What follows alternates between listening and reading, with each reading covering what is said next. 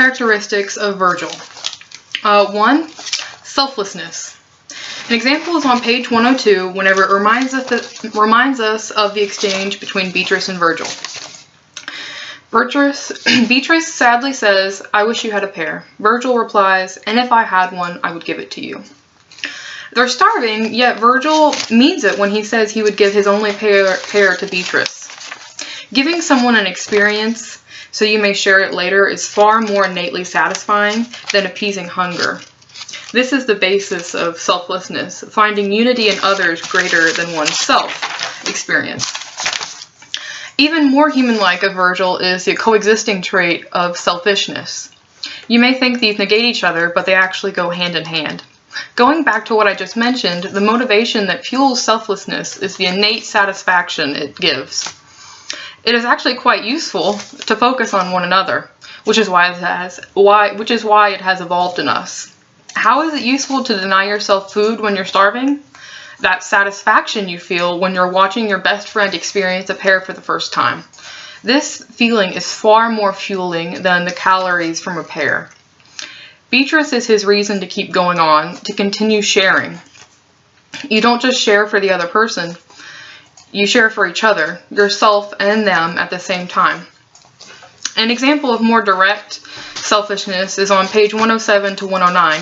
Beatrice is trying to compromise with Virgil about religion, to not discuss God on Monday, Tuesday, and Wednesday, hesitate on Thursday, and embrace God on Friday, Saturday, and Sunday. Virgil disagrees with this because he says there is evil every day of the week. I view this as selfish, and please try and push the negative connotation of this word out of your mind,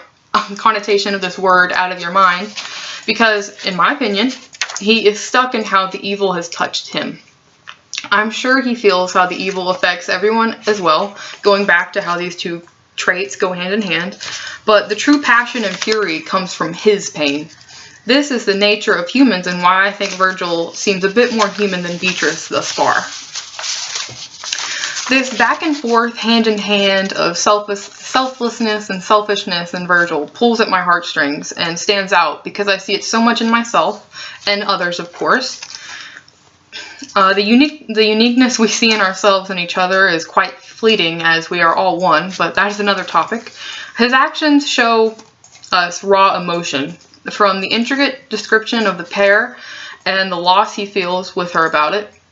And what I mean by that is he truly feels sad that Beatrice has not been able to taste a pear, to experience it like he has, and that's sad.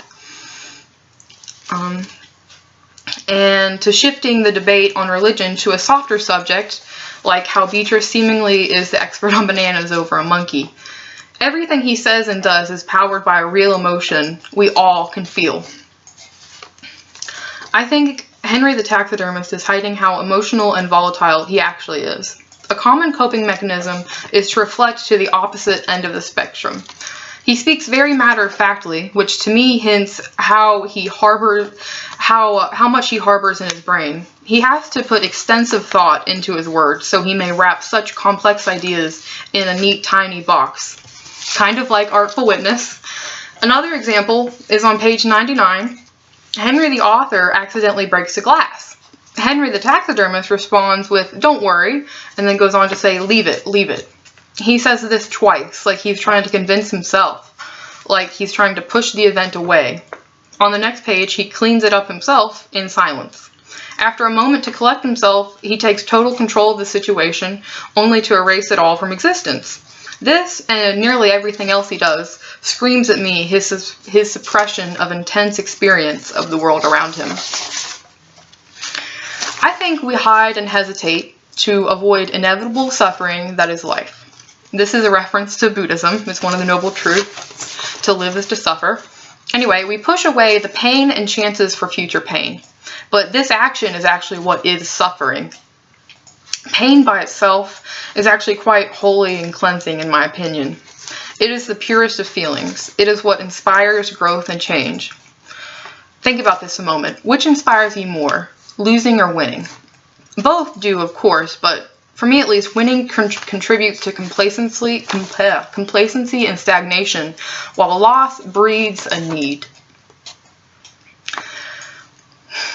Pain is just as satisfying as pleasure, but our preconceived notions and expectations about it is what hurts. We are a society that is raised to hesitate from the uncomfortable. How ironic is it that the hesitation is what is the true discomfort? An art object that continues to move me every time I hear it is The Boxer by Simon and Garfunkel. If you've never heard the song, please take a moment to listen to it and truly ponder its words.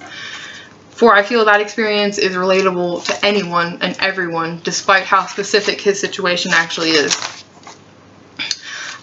A part of the chorus is, "In the clearing stands a boxer and a fighter by his trade, and he carries the reminders of every glove that laid him down or cut him till he cried out in his anger and his shame. I am leaving, but the fighter still remains." The line, I am leaving, but the fighter still remains, is what continues to teach me about human experience. We suffer and are sometimes consumed by the suffering, yet the compulsion to continue, though it does wax and wane, still remains.